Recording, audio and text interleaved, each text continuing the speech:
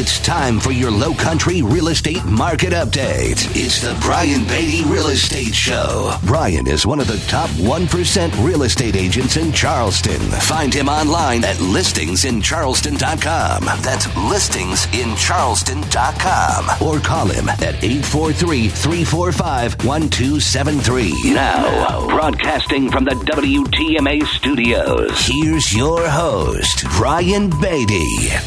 Good morning, Charleston, and welcome to another edition of the Brian Beatty Real Estate Show here on the Big Tucker, 1250 WTMA and WTMA.com. I'm your host, Brian Beatty. Thanks for joining me this morning. If this is your first time tuning into this program, let me just give you an idea of what this is all about. I've been in real estate for 15 years. I've sold over 1,100 homes. I've been in the top 1% of agents here for over a decade.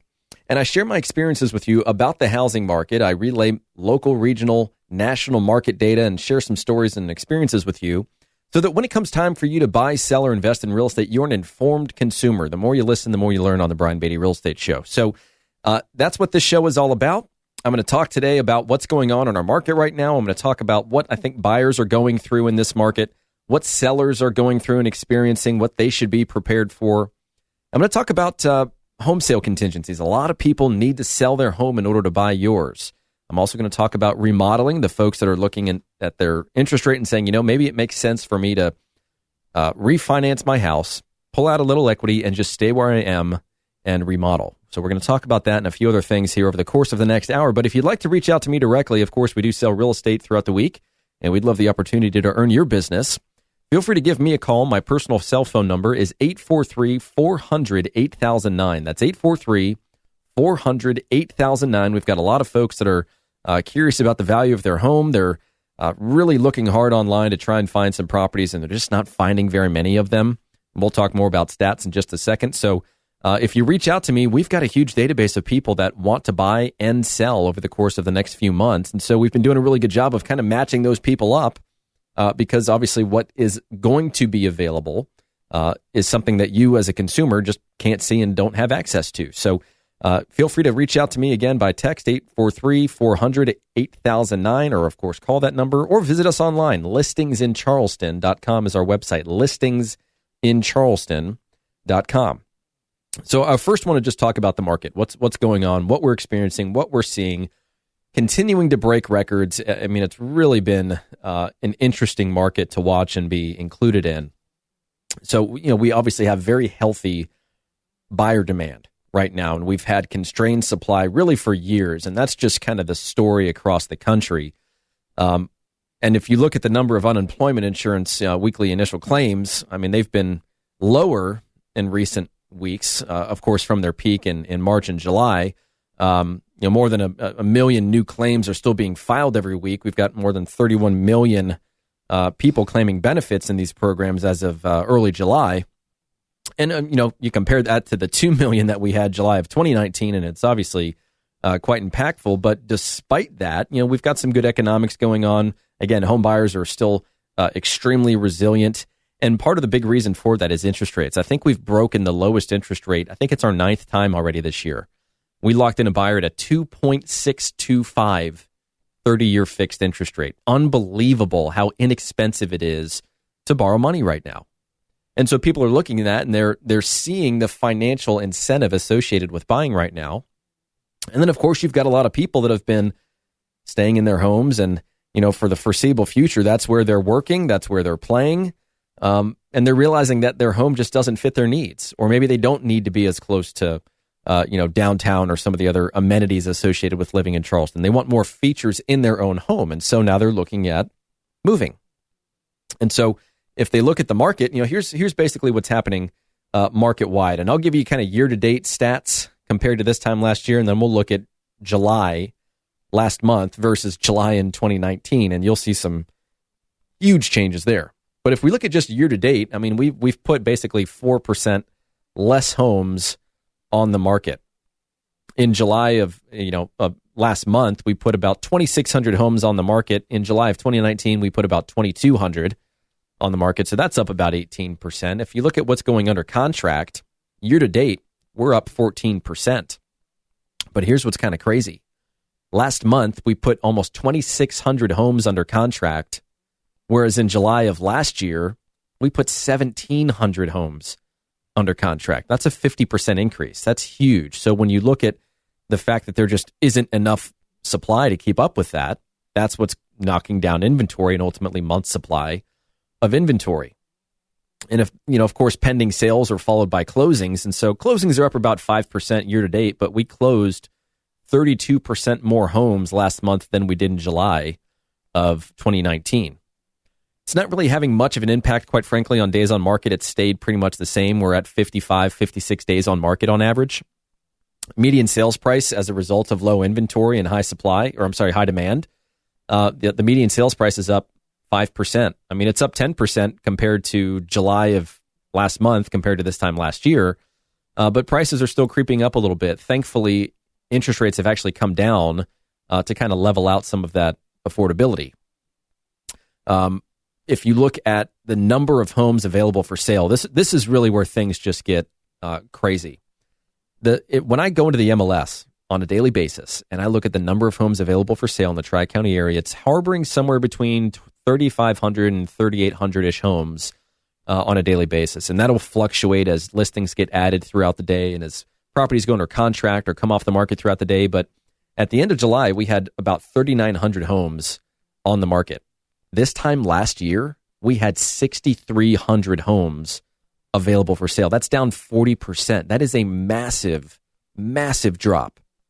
And so usually what we see, if you just look at the seasonality of our market, is March is really when new listings start to go up.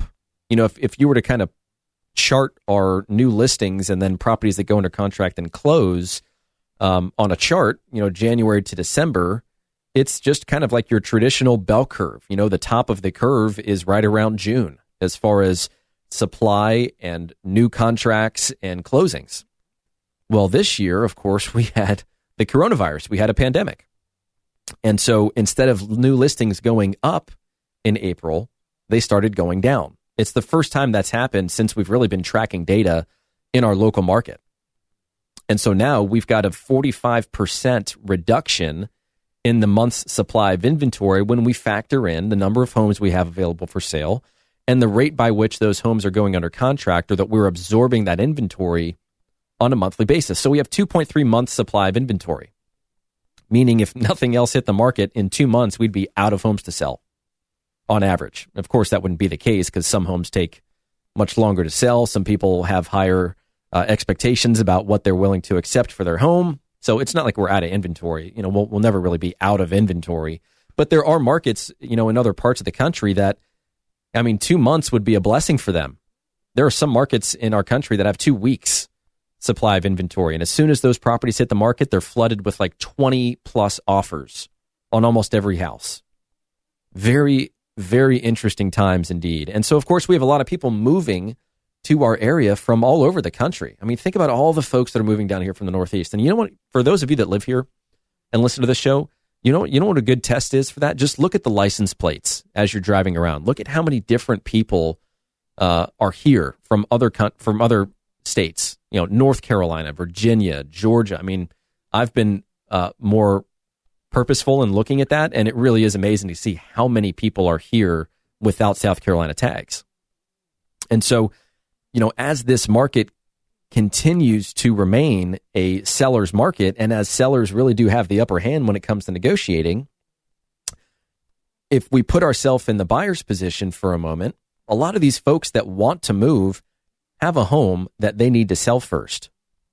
And I will tell you that historically, our industry, real estate agents, do not do a great job with, first and foremost, presenting an offer. I can't. True story. In the past, probably 10 offers that I've received, I'd be willing to bet that at least 8 of them were just random emails that were sent to me. No effort whatsoever from the buyer's agent to present the offer, to tell them or to tell me what the buyer's situation is, to try and at least get some information out of me so that they might have the upper hand in negotiation. Obviously, I never answer questions like that, and I think agents know that when they call me and they try to probe for information that they can use ultimately against us in the form of negotiations, they know they're not going to get anything out of me because I know what they're doing. But I still respect it. I mean, I respect the agents that are trying to do everything they can to get a great deal for their clients. But the majority of offers I see are email based. And on top of that, with everything being electronic signatures these days, more often than not, I'm just getting copied on a set of documents once a buyer signs it. It's not even like the agent has taken the time to download the contract and attach it to an email and explain the offer. It's literally just I open my email and at some point in time, I've got an offer on a property. It's kind of sad, quite honestly, because then, of course, I'm going to call them and I'm going to do everything that I can to start to extract information from them so that we can use it to our advantage in the form of negotiations. But there really is, very little preliminary discussion between agents before an offer is made. And it's just, it's kind of sad to be honest with you.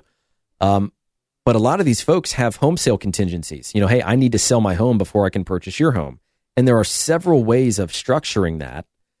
But you have a lot of sellers that, because agents aren't spending the time to explain things to people or present offers, you've got sellers that as a result of that or through their learning experiences have said, I don't want to deal with that. And those are nightmares.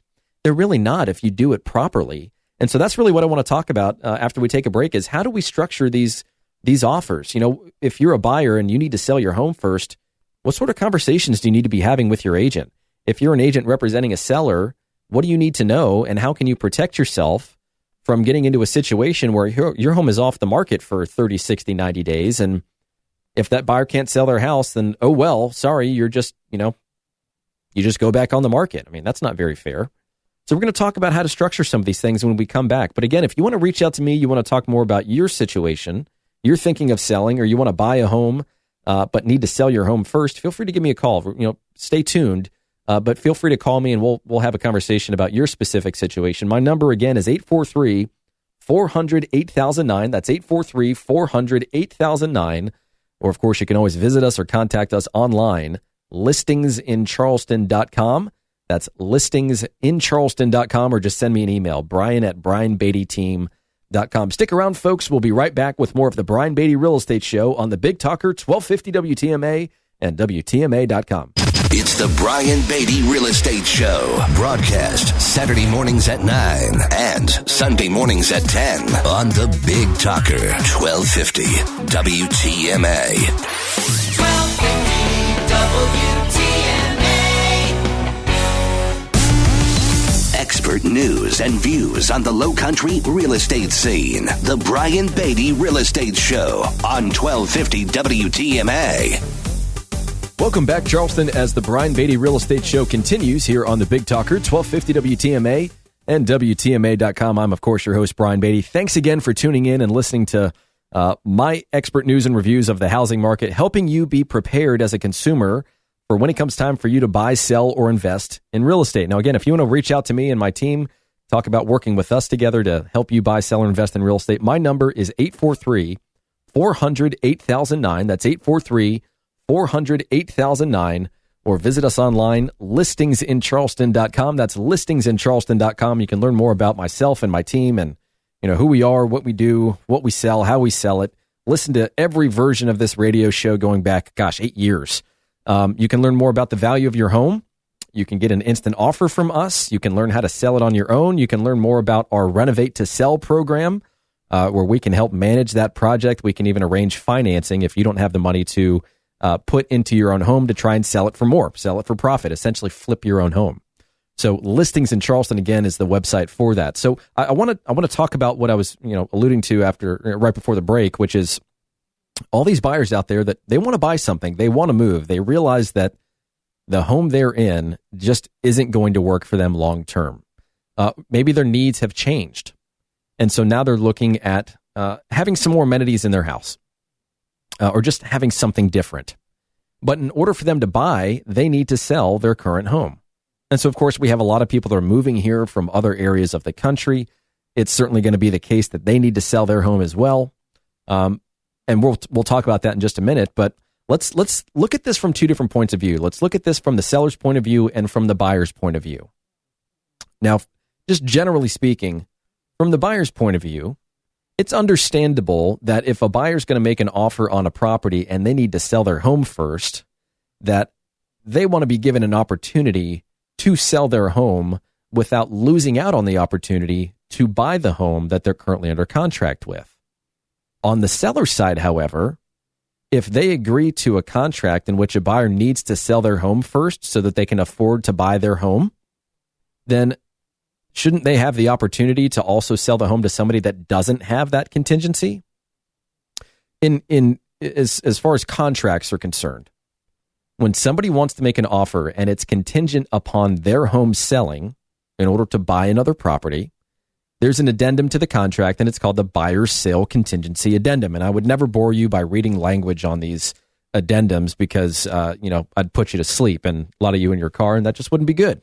Not good for business. But I do want to explain how this works.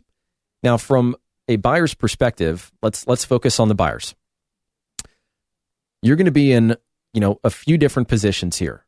Either you have found a home that you want to buy and you need to put your home on the market, accept an offer, and have that offer close before you can buy the house. It might already be on the market and you're just waiting for an offer, or you might be under contract already and you now need to find a replacement property because at some point in the next 30, 45, 60 days, your home will be sold and you won't have anywhere to go. So when you think about the strength of your offer, which of the three is the strongest in the eyes of the seller? Well, of course, it's the one in which your home is already under contract. The only problem is you're cutting it pretty close. We have done over 1,100 transactions, and I'm very proud to say that we have never once made anyone homeless.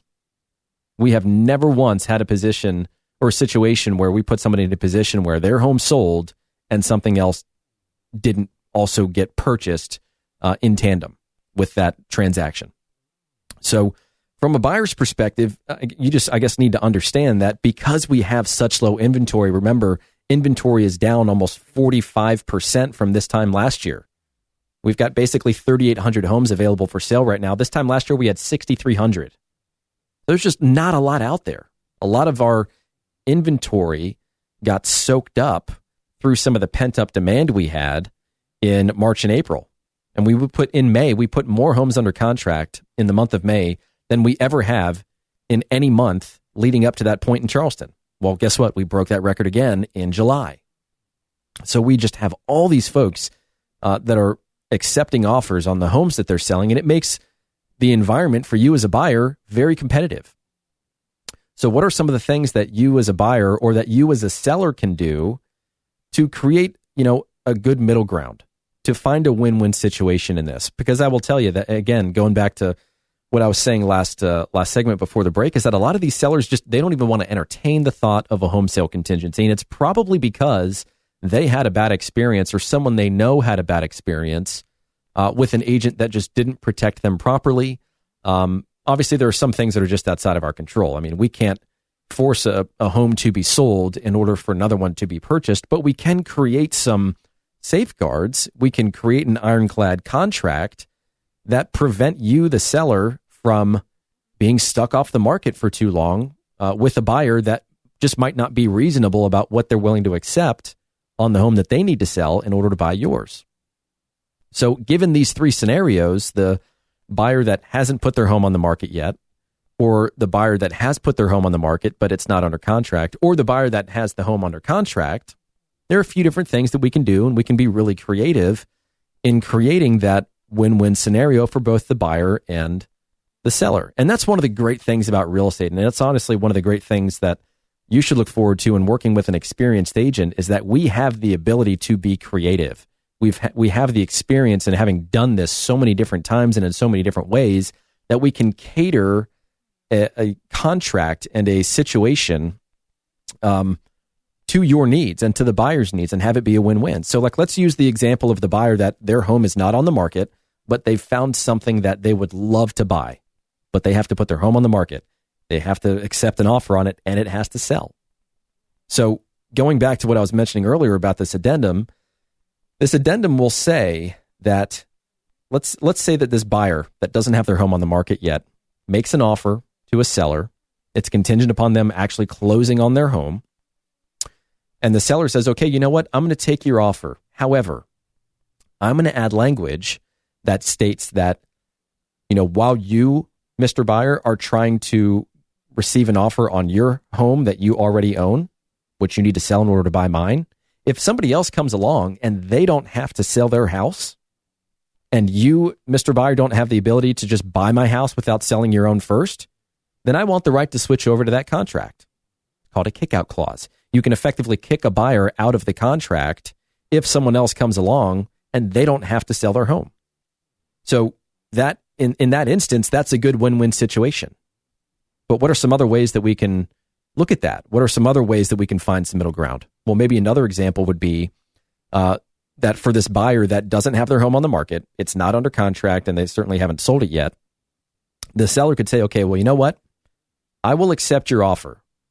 And if we can't work out some sort of kick-out clause, in other words, if the seller doesn't have the right to continue to market the property and sell it to someone else that does not have a home sale contingency, then they could say something like, all right, well, as soon as I accept this offer, your home has to be on the market within 3 days.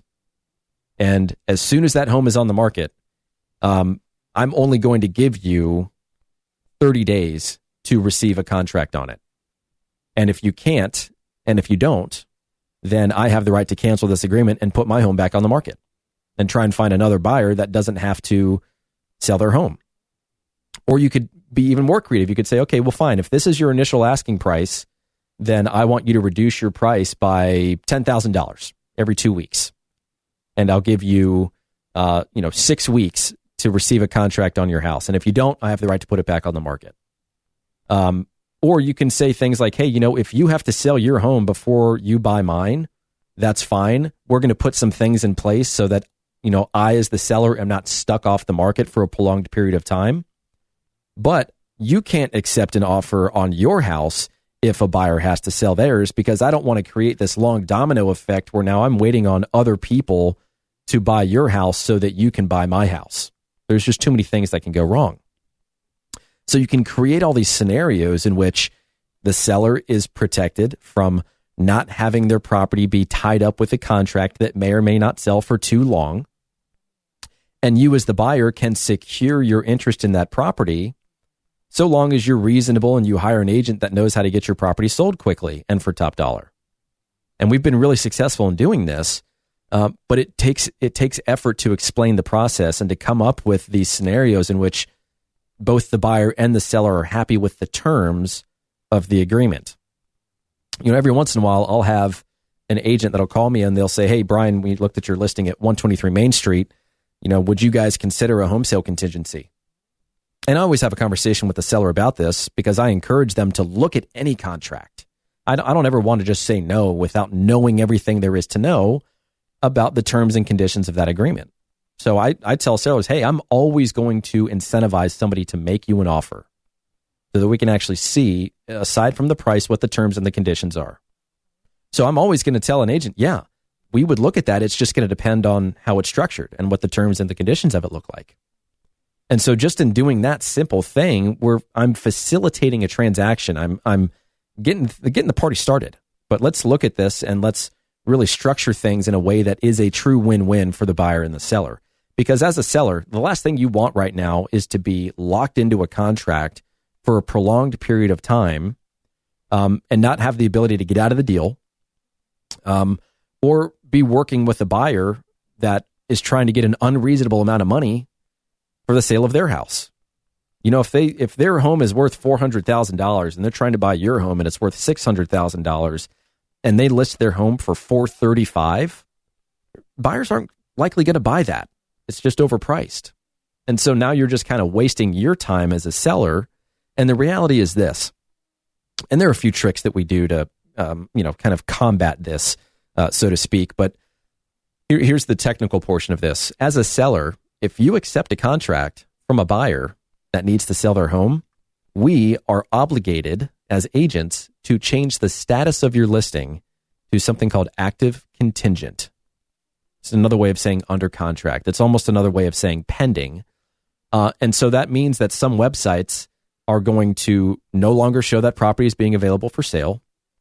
And most real estate agents do not show homes to buyers that are already under contract. Now, the workaround to this is that we have the ability to change the language in the remarks section of the listing to say something like a kick-out clause is in place. If you don't have to sell your home, you can still make an offer and potentially purchase this one. And it's a nice workaround. And we've had people that, they needed to put their home on the market. They needed to accept an offer. It needed to sell before they could buy it. And so they agreed to allow the seller to continue to market the property. And if someone else comes along that doesn't have to do that, doesn't have to sell their home, then the seller has the right to switch over to the other contract. And again, it's all about creating win-win scenarios for people. But you have to be creative, you have to have the experience, and you have to know how to write the contract in such a way that actually protects your client and both parties. So if that's something that you've been considering, you want to buy a house, you need to sell yours first, there are a few initial steps here. The first step is, hey, is there anything out there that excites you enough to actually make you want to move? Is there a true motivation there? And then, of course, once we determine whether or not, it seems reasonable for you to be able to purchase something like that. Something like that is either currently available or should be coming available shortly. Once you know that it's viable for you to purchase what you want to purchase, then, of course, we need to determine, well, how much is your home worth? How much equity do you have? What does the sales process look like if we put your home on the market? And then, of course, we talk about the process and the language in the contract and just answer a lot of questions as it relates to, selling a property and buying a property at the same time. What are some things that can go wrong? What are some things that we can put into the contract to make sure that ultimately you as a buyer don't end up owning two homes, or you as a seller don't sell your home without anywhere else to go? So if that's something I can help you with, feel free to give me a call. I'd love to talk through that with you. There's a lot that goes on in those conversations, and you really need to wrap your head around it before you start putting the cart before the horse. Happy to do that with you. My number is 843-400-8009, 843-400-8009. Or, of course, visit us online, listingsincharleston.com. That's listingsincharleston.com. Stick around, folks, for more of the Brian Beatty Real Estate Show on the Big Talker 1250 WTMA and WTMA.com. Visit Brian Beatty's website at listingsincharleston.com. The Brian Beatty Real Estate Show continues next on the Big Talker 1250 WTMA. 1250 WTMA. Now, here's more of the Brian Beatty Real Estate Show on the Big Talker 1250 WTMA. Welcome back, Charleston, as the Brian Beatty Real Estate Show continues here on the Big Talker 1250 WTMA and WTMA.com. I always like to take a little bit of time and just say thank you to those of you that listen to this program and rely on the information within it to help shape your understanding of the housing market, what to do, the questions to ask, and how to be an informed consumer so that when you buy, sell, or invest in real estate, you know what's going on. You know how to take advantage of that situation and have a good, smooth transaction and a profitable transaction. So thank you for listening to the program. Again, if you want to reach out to me, obviously my real estate team sells real estate throughout the week. We'd love the opportunity to earn your business. My number is 843-400-8009. That's 843-400-8009. Or visit us online, listingsincharleston.com. That's listingsincharleston.com. You can learn more about what we have for sale, meet our team, listen to every show that I've recorded on WTMA. We've got 8 years worth of content on that website. We've probably got more real estate based content than just about any local website out there, I would think. And then, of course, you can learn more about the value of your home. You can receive an instant offer from us. You can learn more about how to sell your home on your own if you choose to go that route. And you can learn more about remodeling your home and how we can assist you in that process, which we're getting a lot of calls on. And a lot of folks are just curious about, hey, if I were to do this to my house, how much more would it be worth? Is it worth it? And we can even arrange for financing for those repairs. So you don't have to come out of pocket in order to capitalize on being able to sell a home that's in better condition or renovated, and, of course, for more money. And that's really what I want to talk about here over the next few minutes is just the process of remodeling a house and, what we're seeing on our end. And really what you need to know if you're a homeowner, because we've got folks, of course, that they're looking at their home and they're realizing as they've spent more time in it than they really ever have over the past few months that, some things need to change. Either they need to make some changes to their house in order for it to be more comfortable for them and their family, or they just need to find a new one. But what they have is really just a struggle for them.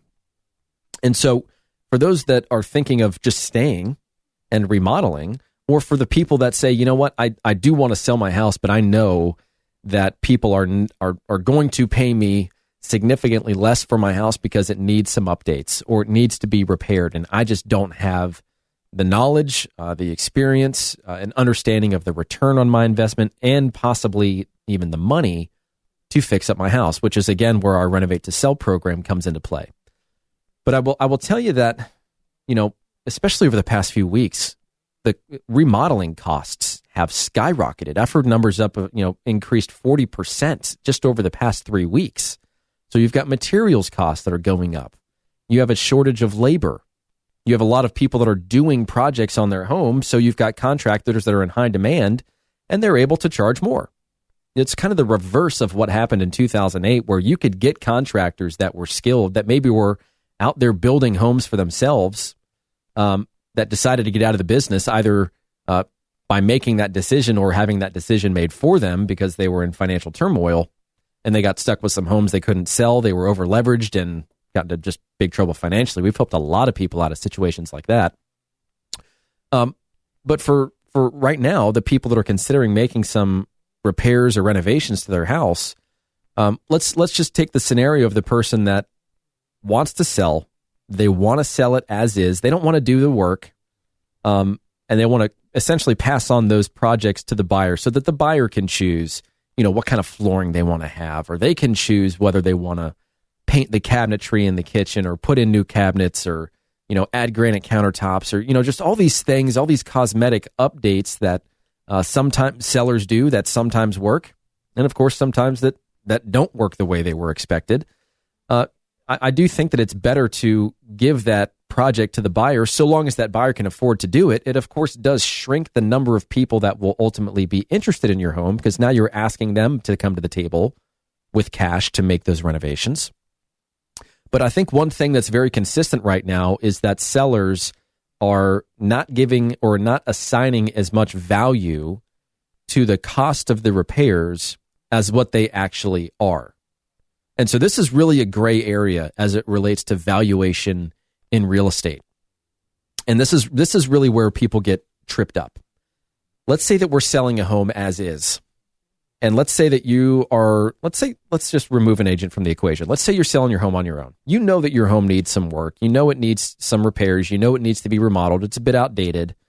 And so you've come up with a figure in your mind that you think it might cost to make some of those updates. And then a buyer comes along, they make you an offer, they get their inspection, they find some things that are wrong with the house, and that contractor's there walking through everything, giving them a quote for the repairs, and then they're talking about the things that the buyer wants to do. And what the buyer thought was going to cost $20,000 is going to cost $40,000, and what is going to cost $40,000 you thought was going to cost $10,000. You have these huge gaps and variances in what people think things will cost to renovate or remodel or repair. And obviously we are in the thick of it on a daily basis. We help flippers flip property. I flip property. I'm an investor myself. We've helped over 100 people flip properties. We've got a really good understanding of how much things cost. When we walk through a house, we can give accurate estimates, ballparks on, okay, if we need a new roof, this is about how much it's going to cost. If you need a new HVAC system, this is about how much it's going to cost. If you want floors, depending upon the kind of floor you want, we're looking at $5-6 installed per, linear foot, whatever. So as we start going through these costs, and as we start talking to sellers about what they thought it was going to cost to renovate the property, of course, it sometimes changes that conversation, and we either look at making the repairs ourselves, or we have an upfront conversation about not just how much this stuff is going to cost, but we also have to, more often than not, assign some sort of value to the time and the inconvenience associated with the buyer having to do those things to the property rather than having it be done for them. And the majority of buyers don't want to do anything right now. They just want to move into a property that's done for them. Think about it. All the people that are in their homes right now that are looking around saying, look at all these projects I've got to do. I don't really want to deal with that. I don't want to have to renovate.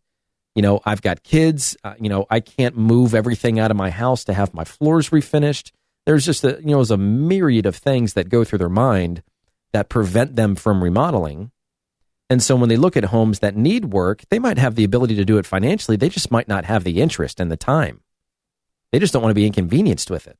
So just understand, of course, as a seller, that if you're going to sell as is, yes, you are naturally removing some people from the equation that just don't want to deal with that. And that's fine. We just make that decision at that point in time before we list the property, whether we're going to move forward and do some of this stuff or if we're just going to sell it as is.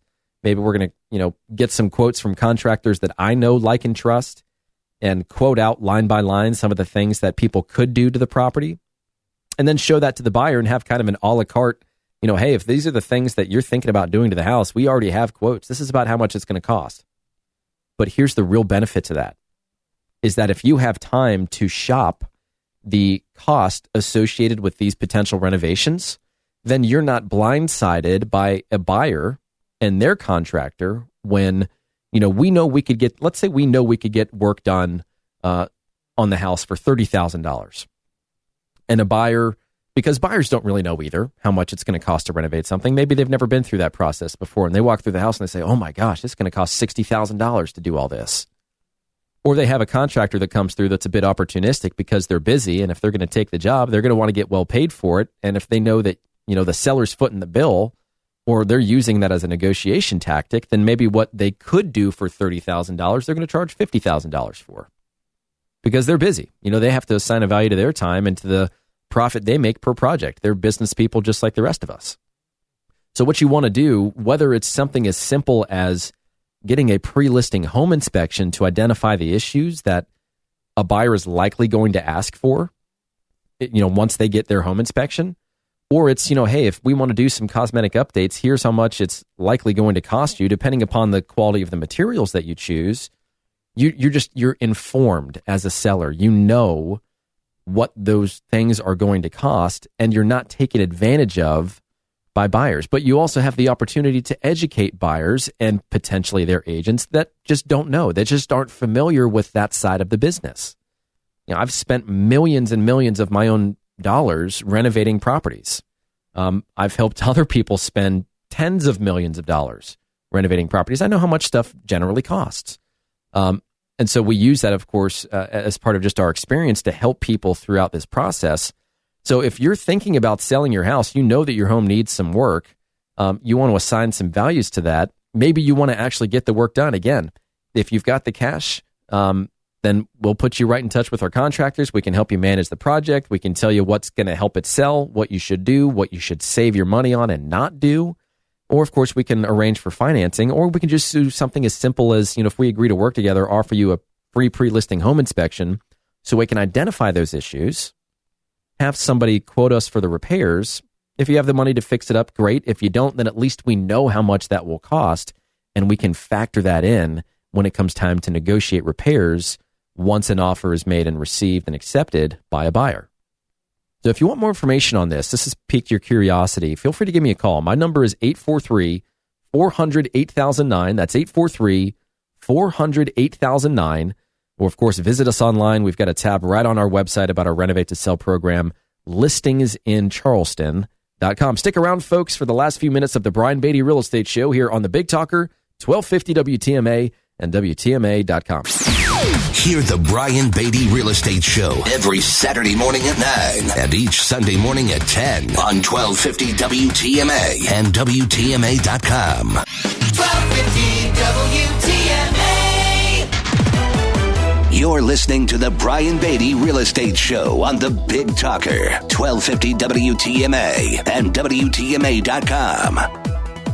Welcome back, Charleston, to the last few minutes of the Brian Beatty Real Estate Show here on the Big Talker, 1250 WTMA and WTMA.com. Appreciate you guys listening this morning as we talk about the housing market and what you guys are experiencing, as consumers when it comes time for you to think about buying, selling, or investing in real estate. We don't talk, at length about investing very often on this program, and it's something we're going to dedicate almost an entire show to next week. So stay tuned for that, because there are still plenty of people out there that are finding deals. I'm going to tell you how we're finding them, how we're sourcing them, how we're analyzing them, and whether it's just worth your time or not. Is it too risky right now to start to get into flipping?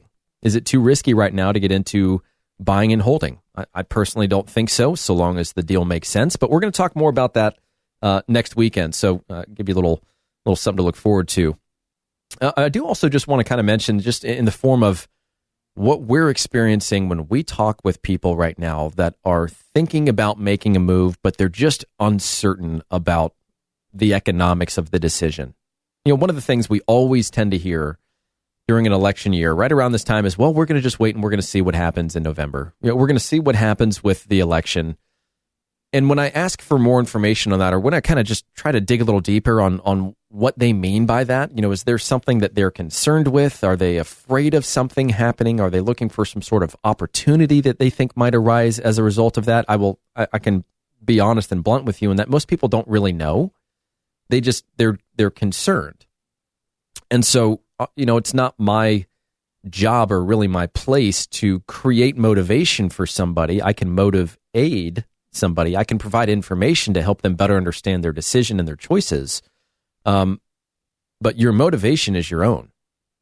And so for the folks that are saying, well, we're going to wait for the election in November and see what happens. I mean, I do understand that to an extent. I mean, think about the economic policies that have been put in place over the past few months that have really helped us remain afloat. I mean, we're fortunate to be in an industry right now in real estate that's just thriving as a result of this. I mean, we are working our tails off day in and day out. I've negotiated contracts at 7, 8, 9, 10 o'clock at night, almost every night of the week, it seems, for like the past month.